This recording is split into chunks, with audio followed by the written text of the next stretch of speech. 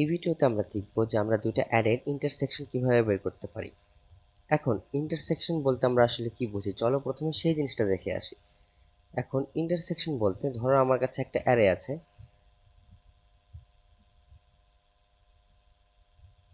যেটা অ্যারের ভ্যালুগুলো হচ্ছে 3, 8, 14, 100 এবং 7। এবং আমার কাছে আরেকটা অ্যারে আছে যেটা হচ্ছে আমার 2, 8, 7, 37। তাহলে ইন্টারসেকশন কি হবে? ইন্টারসেকশন হবে যে এই দুইটা অ্যারেতে আমার যতগুলো ভ্যালু কমন আছে সেই ভ্যালুগুলা, তাহলে এখানে 3, 3 কি এটার সাথে কমন আছে? না, নাই। 8, 8 কি এটার সাথে কমন আছে? হ্যাঁ আছে, 8। 14, 14 কি এটার সাথে কমন আছে? না, নাই। 100, 100 কি এটার সাথে কমন আছে? না, নাই।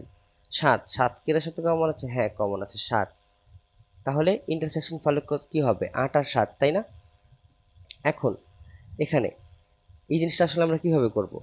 দুটো অ্যারে আমরা নিয়েছি, আমরা আরও একটা অ্যারে নিব। আরও একটা অ্যারে যখন নিব, তো এই অ্যারের সাইজটা আমরা আসলে কী নিব? এখন আমার কাছে আসলে কি হতে পারে, এই দুটো অ্যারের ভিতর যে অ্যারেটার সাইজ সব থেকে ছোট, সেই অ্যারেটাই অ্যাকচুয়ালি আমার সব থেকে কমন নাম্বার হতে পারে, তাই না?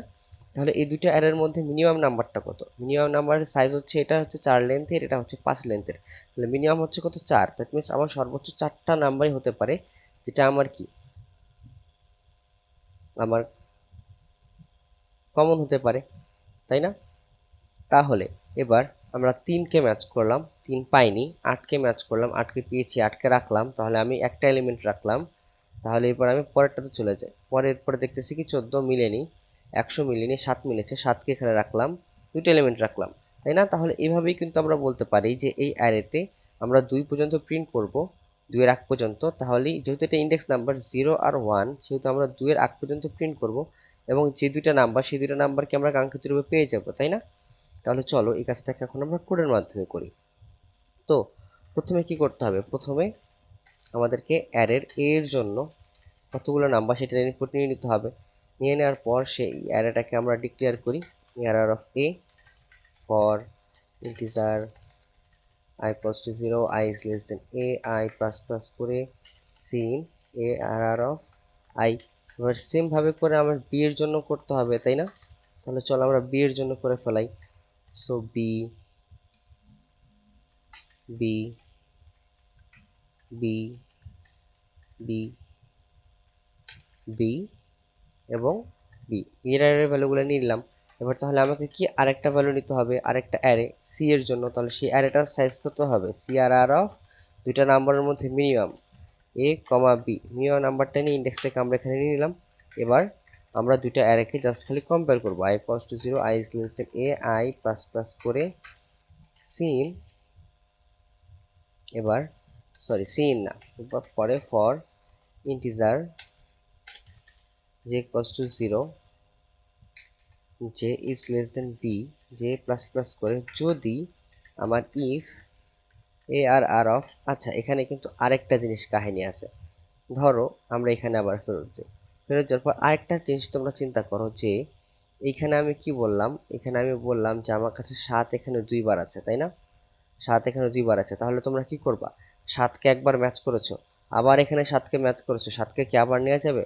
7কে তখন কিন্তু আবার নেওয়া যাবে না, তাই না? তাহলে যেই নাম্বারটাকে তুমি অলরেডি একবার এটার ভিতরে রেখে দিয়েছো, সেই নাম্বারটাকে কিন্তু তোমরা আবার এখানে নিতে পারো না। তো এটাও তোমাকে এখানে আবার চেক করতে হবে যে আমি এখানে ম্যাচ করি যে if A R R of I যদি আমার B R R of J এর সাথে মিলে যায়, মিলে যাওয়ার পর এবার আমাকে আরও একটা জিনিস চেক করতে হবে যে for integer k equals to 0, k is less than c, k plus plus c কি? c হচ্ছে আমার বর্তমানের কাউন্ট, c হচ্ছে বর্তমানের কাউন্ট কি 0, c এ পর্যন্ত আমি চেক করব। c k প্লাস প্লাস করে যদি এই নাম্বারটা এখানে না থাকে তাহলে কি এ আর আর অফ আই বা বি আর আর অফ জি, যে কোনো একটা নাম্বারকে চেক করলেই হবে।